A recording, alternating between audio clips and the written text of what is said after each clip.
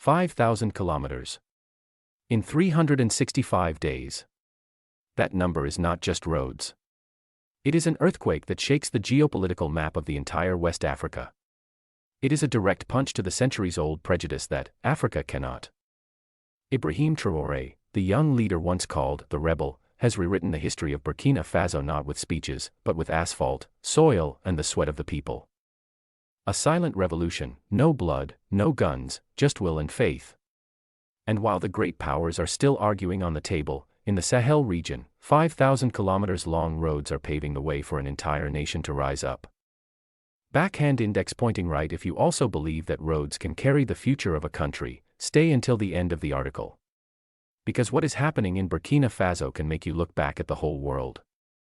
According to figures from the West African Engineers Council WAEC, under Traoré, Burkina Faso has built more than 5,000 kilometers of paved roads in less than a year, far exceeding the total achievements of all previous governments combined over more than 30 years. Le Monde Afrique called it an unprecedented infrastructure feat in the Sahel region. Meanwhile, BBC Africa admitted, what was once considered financially and technically impossible is now happening at a time when the country is facing terrorism and sanctions. But the question is, how can a poor country, without special resources, surrounded on all sides, do the unthinkable? Come with us, from the dust of the construction site to the heart of a silent revolution. It is often said that Africa does not lack resources, it only lacks people who truly stand up for the people. But in Burkina Faso, in the scorching heat of the Sahel, one saw such a man, Ibrahim Traoré. Not sitting in an air-conditioned room signing aid contracts. Not hiding behind endless meetings. But rolling up his sleeves, wearing military boots, stepping into the red dust and roaring engines of the construction site. In the east of Kaya, a place that used to be a black spot for bad traffic, it was not yet dawn. A group of workers were pouring concrete for a road connecting two villages divided by a stream. They did not know that the men pulling water pipes, checking the cement and asking them about the quality of the foundation, was the President of the Republic of Burkina Faso. He did not come to speak, one engineer recalled, he came to work. The revolution did not take place on television. There was no grand groundbreaking ceremony. No banners. No empty promises. The road revolution began with young people who had nothing to lose, and a leader who understood the pain of isolation, poverty, and neglect. If a child has to walk 3 hours in the mud to get to school, he doesn't need a speech, Traoré once said. He needs a road. And he started where it was hardest. The seemingly forever forgotten roads of the north, where terrorism was rife. Where villagers used to use ox carts to transport the sick for 8 hours to a health center, were the first to be connected.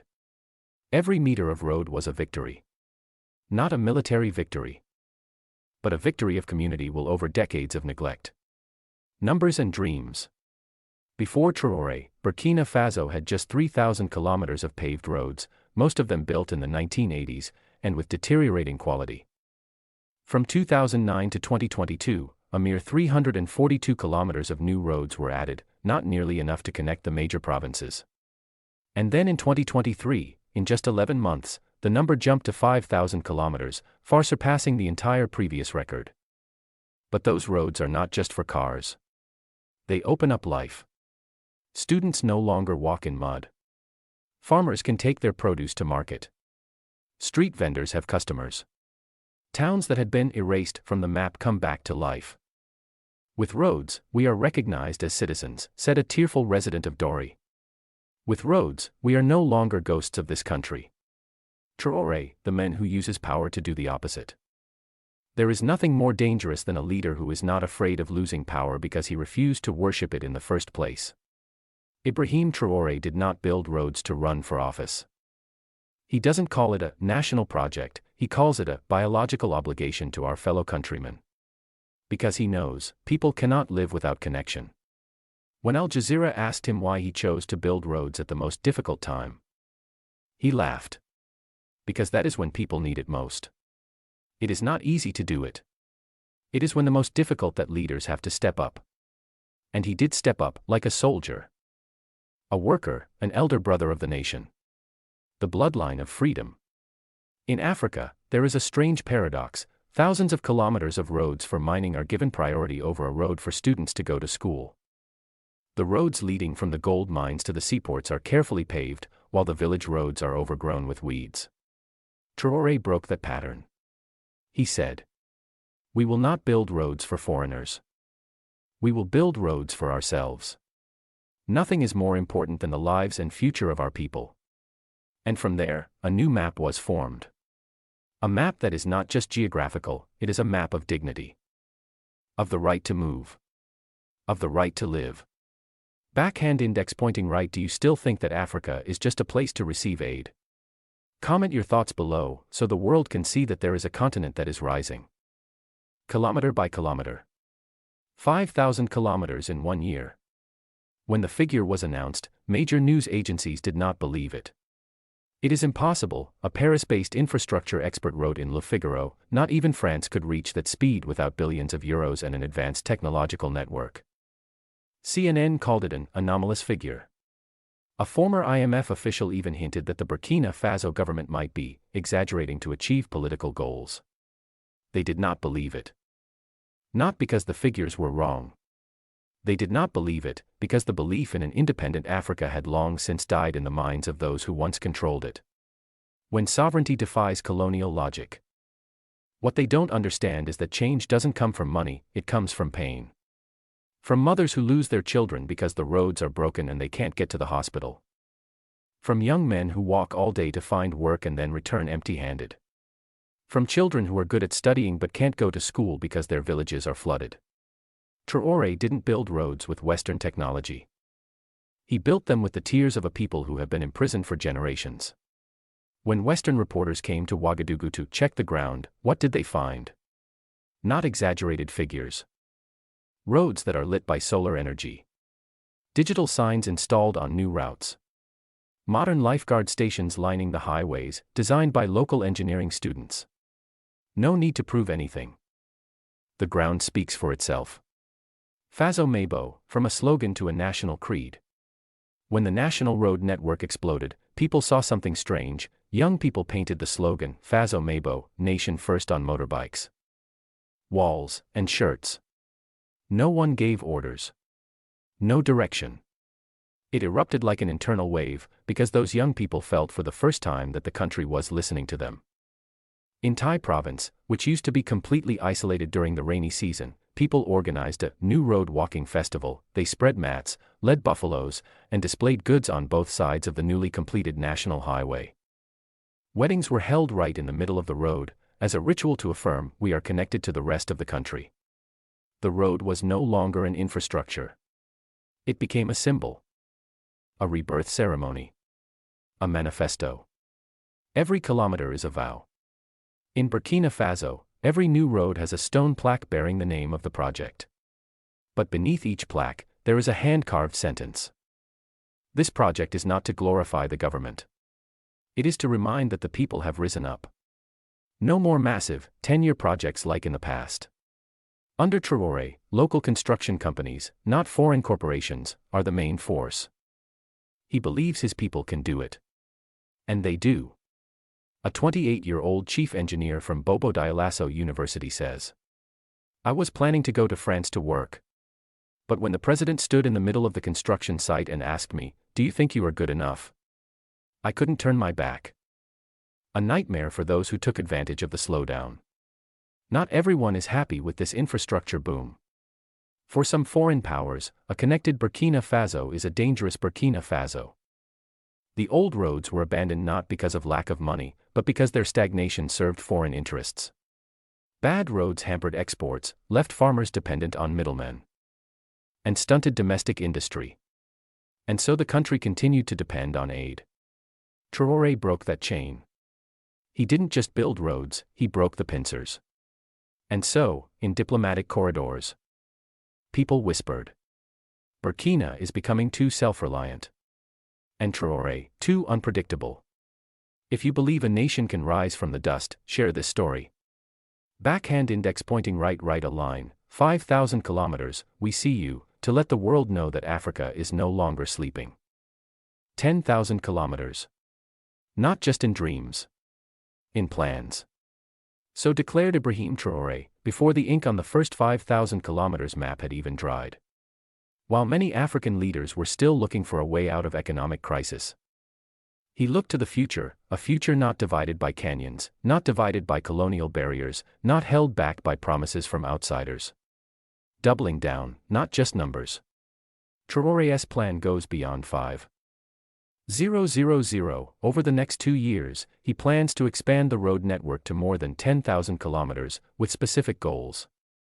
Connecting all provinces of Burkina Faso with paved roads. Creating a regional link between the Sahel, Guinea, Gulf of Guinea.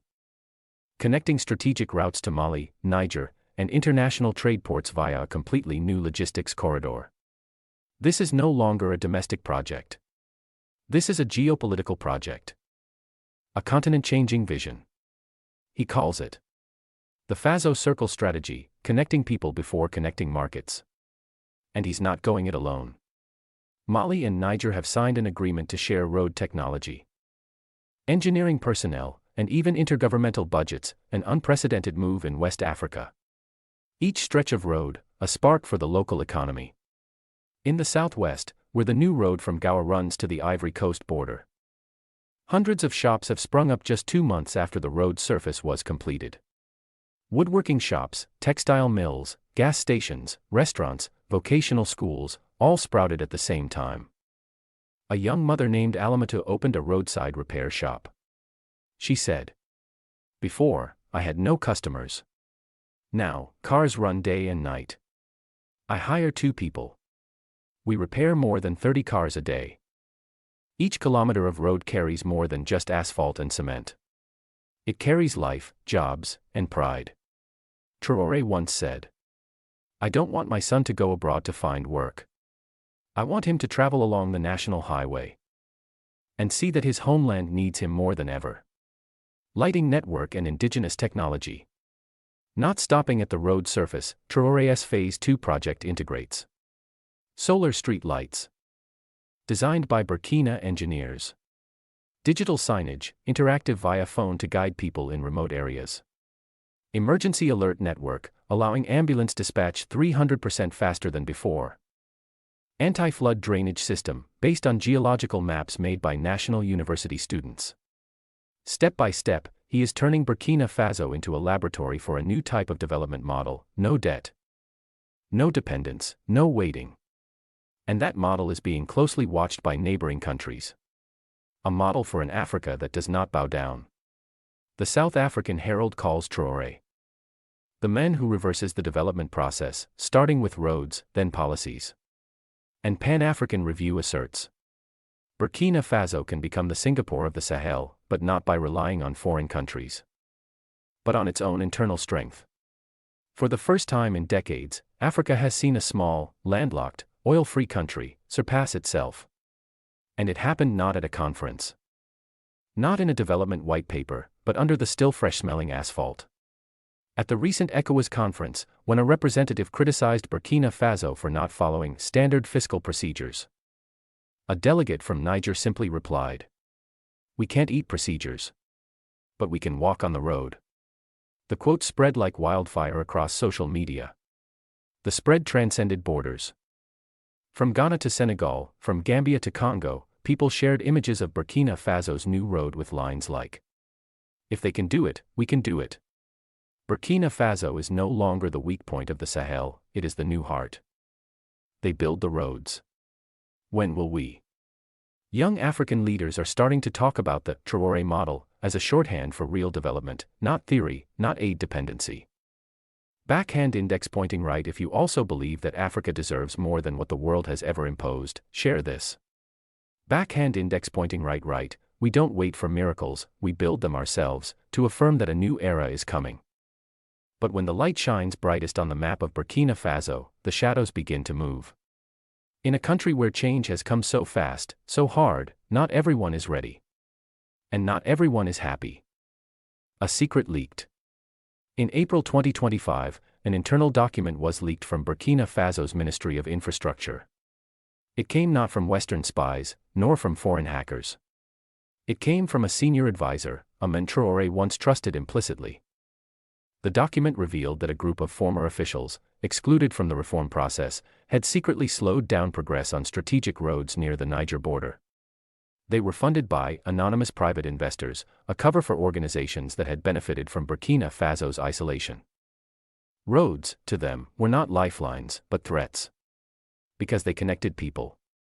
And when people are connected, they are not easily controlled. Traoré, the warrior response. When the news reached the president, he did not hold a press conference. He did not assign blame. He went straight to the stalled construction site in the Sahel, met with workers, engineers, and people, and declared, "If anyone wants to block the path of this people, they will have to go through me first." In just 48 hours, 3 arrests were made. Roads were rebuilt. And for the first time, people saw not just a government taking action, but a leader who was ready to burn down the entire system if it betrayed its ideals. There is no more dangerous betrayal than betrayal from within. But there is no greater power than a people who see the traitor brought to light. The silent purge. No need for the army to open fire. No need to declare a state of emergency. The people stood up for themselves. They made public lists of officials suspected of working for foreign interests. Village chiefs, community representatives, construction students, all spoke up. This road is ours. Don't you dare defile it. A 22-year-old worker wrote on social media.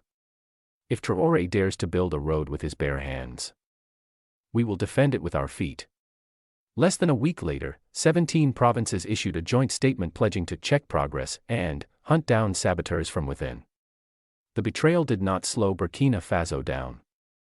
It only made the next steps more determined. The final lesson: roads are not blocked by mines alone.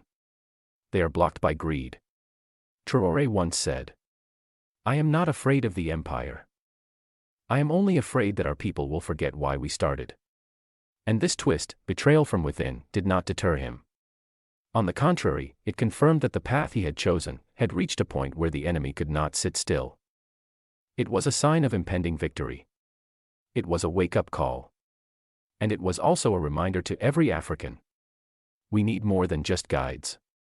We must guard the path itself. Backhand index pointing right. If you ever believed that the greatest enemy was a foreign power, think again. Comment: no one is allowed to stand in our way, not even our own people. Let the traitors know, we are guarding 5,000 kilometers of road. But in fact, it is not a story about roads. It is a story about a people who refuse to back down, a leader who refuses to kneel, and a future that does not need permission to begin. In Burkina Faso, every kilometer of asphalt is a declaration. We don't wait for aid. We don't beg for development. We write our own destiny. Ibrahim Traoré is no longer an individual. He is a symbol. A wake-up call to an Africa lulled by dependence. Lulled by empty rhetoric. Those 5,000 kilometers are the line between a past of stagnation and a future of sovereignty. Between silence and thunder. Between submission and true independence. And now. The fire has been lit. It will not go out. Not in Burkina Faso. Not in Mali. Not in Niger. Not anywhere in this motherland of Africa. Backhand index pointing right if Traoré's spirit touches your heart. Don't forget to like, comment and subscribe.